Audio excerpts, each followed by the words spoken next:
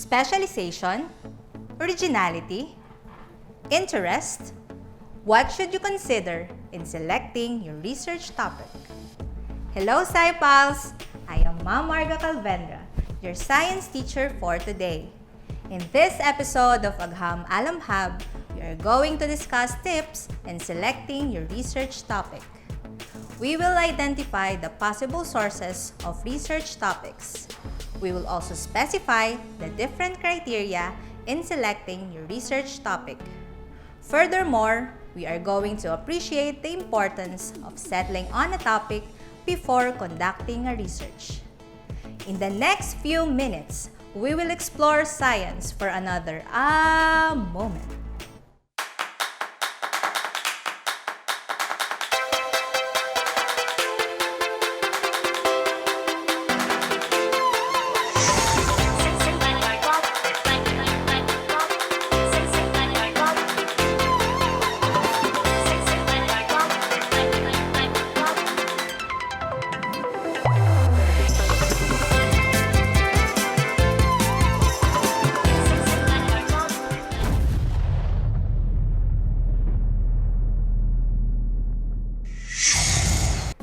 The first challenge of any researcher is the identification of a research topic.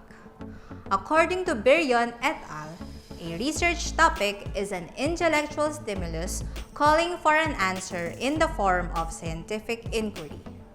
Topics or problems are general questions about relations of variables or characteristics of the phenomenon which a researcher needs to undertake.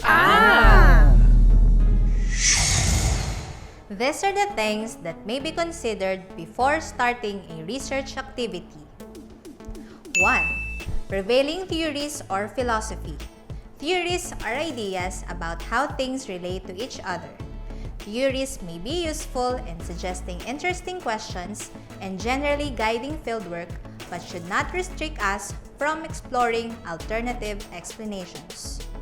2. Observations, intuitions, or a combination of both. 3. Different subjects taken, and from them, identify a problem that interests the student researcher most. 4. Fields of interest or specialization or event from related fields. 5. Existing problems in the classroom, school, campus, or university. An organization is not without problems. Areas for improvement always come into the attention of school administration, stakeholders, teachers, and even learners. The researcher needs to sharpen his or her senses to detect or identify problems that research may be put into good use. 6. Existing needs of the community or society. 7. Repetition or extension of investigations already conducted or maybe an offshoot of studies underway. 8. Related studies and literature. There are many sources of literature such as books, journal articles, and newspapers. When searching and reading literature, it is possible to encounter gaps in information and knowledge and problems for which there is currently no solution. This may provide a good basis for research.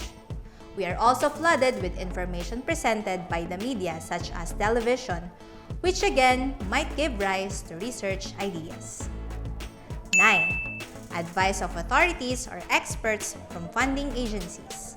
And 10. Incidental from interesting topics of teachers during class session or during friendly conversation. In choosing the research topic, these are the criteria which can be your guide. 1. It should be something new or different from what has already been written about. It must be original so as to make a practical or academic contribution. 2. It should be significant to the field of study or discipline. A significant topic is the best topic to do in research. Your preference should be a topic that can solve some problem in real life. However, this does not mean that you can choose any topic that promises a solution. There are sometimes such topics that are very engaging, promising, and have significance, but you cannot manage them in the given time. So this should be your secondary preference when writing a research paper as a student. 3. It must necessarily arouse intellectual curiosity. Choose a research topic that you know a little, but still, you have a quest to know more about it. Your research paper is your journey to know the answers to a question that you are curious about. 4. It should be of researcher's interest, and researcher must deal with the topic. If you do not have any interest in a topic, you will not be able to do it in the best possible manner.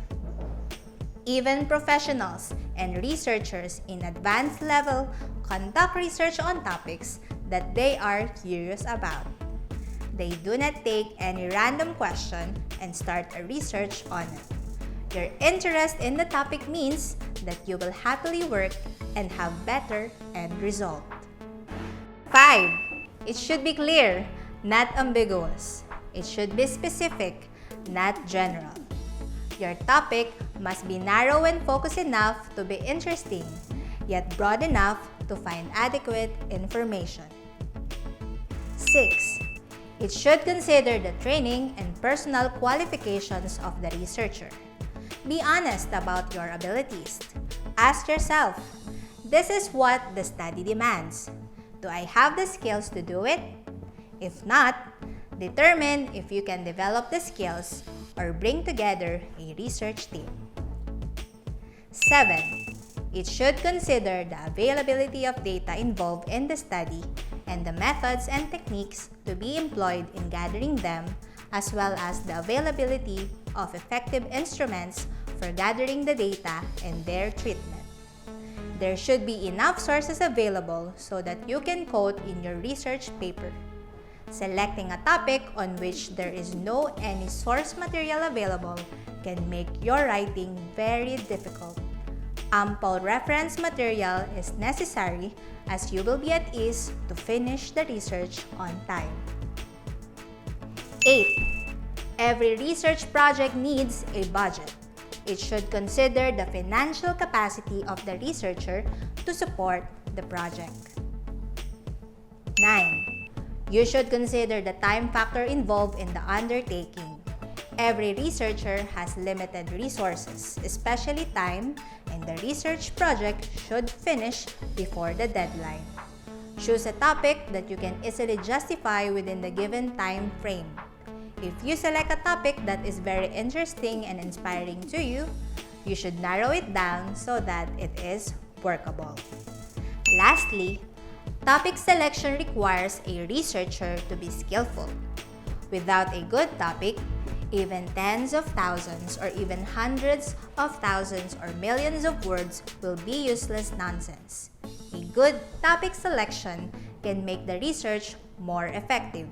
Indeed, a good topic selection is the prerequisite for the success of any research project. In this episode of Agham Alam Hub, we have identified the possible sources of research topics. We have also specified the different criteria in selecting your research topic. Lastly, we have also appreciated the importance of settling on a topic before conducting a research. We learned the possible sources of research topics which may have come from specialization, observations and intuitions or both, occupation, events in related fields, theories, practices or needs, or maybe offshoot or extension of previous studies, replication of studies from funding agencies or research sponsors, habits and interests, authorities, friendly technological changes, class discussions, interactions, professional journals, or personal curiosity.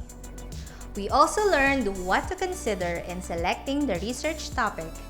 These criteria are novelty, significance and availability of resources of the topic, researchers' curiosity and interest, training and personal qualifications, and financial capacity, as well as time factor. Finally, topic selection requires a researcher to be skillful. Even tens of thousands, hundreds of thousands, or millions of words will be useless nonsense without a compelling theme. The study will be more productive if the topic is chosen carefully. Indeed, a good topic selection is a requirement for any research project's success. That's all for today, SciPals. Don't forget to like, share, subscribe, and turn on the notification bell. See you again next week for another moment. Only here in Agham Alam Hub, Paladyans SciTech Portal. Bye!